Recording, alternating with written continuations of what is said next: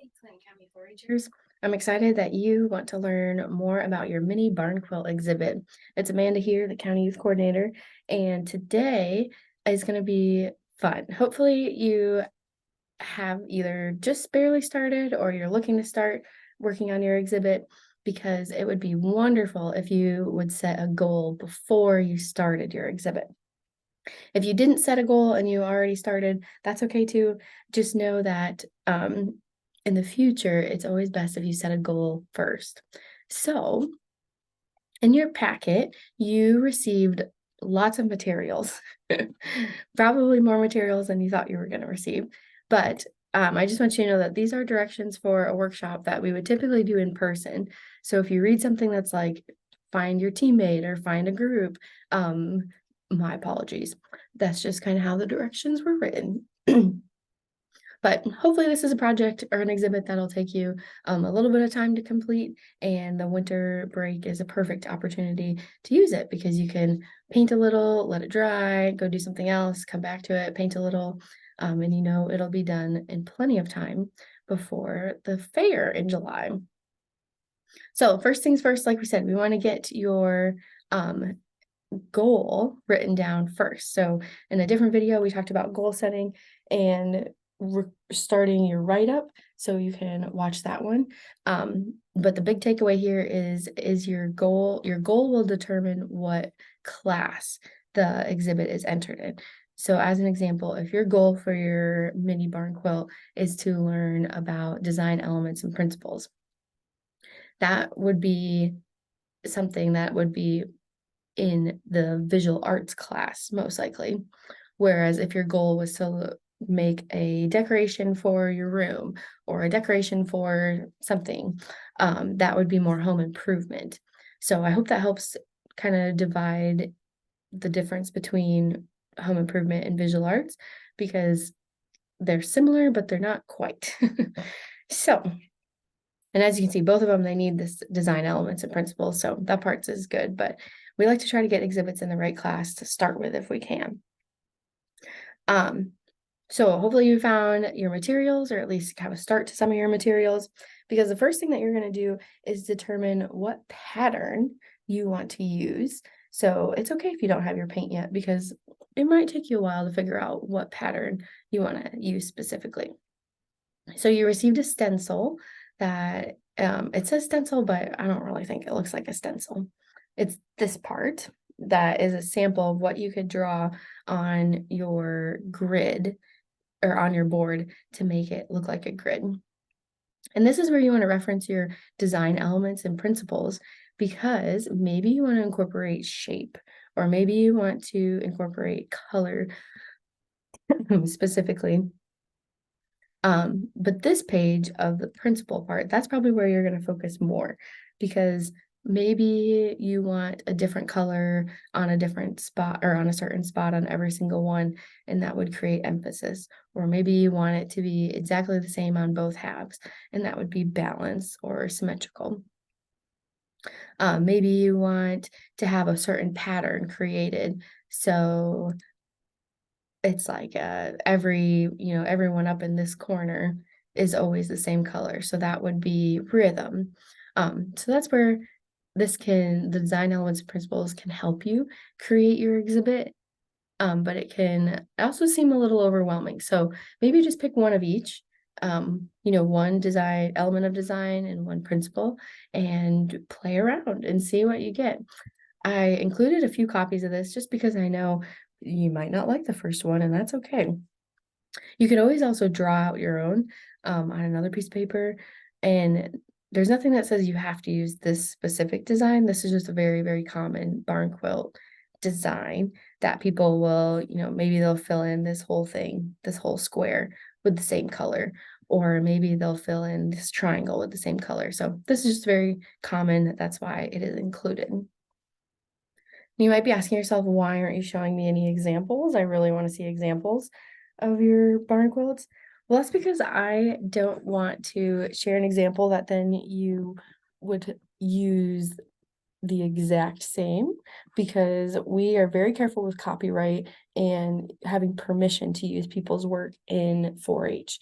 So it is ideal if you come up with your own design, but if you were to want to use a reference to somebody else's, it needs to be sourced and you need to have permission from that person. Now, if it's a blog or if it is a photo that you could track down the original person, that's great, because sometimes people will happily give permission to 4-H members, and other times they say, nope, this is something that I created, you cannot use it. So there's also a color wheel included in your packet, because best case scenario is you would pick no more than 3 colors. So the color wheel talks a little bit about, your primary colors versus secondary colors. Maybe there's complementary ones, which is, of course, why we love a color wheel, because like yellow and blue will go together, or this red, violet, and yellow, green kind of complement each other. So using the color wheel can help you figure out which colors to use if that seems a little overwhelming too. But also, you don't have to only use these colors. You could use a different shade if you want to as well. So after you have your stencil or your pattern ready, then you can start to trace your design onto your board. And you want to do this very, very lightly. On my practice one, I thought I did it light enough, and I can still see through because I chose to use white paint. So do it very lightly, just enough so you can see it. And some boards are better than others. So take a look at which side is the quote unquote better side, that, maybe it's smoother or maybe it doesn't have any imperfections on it. So make sure you look at that too.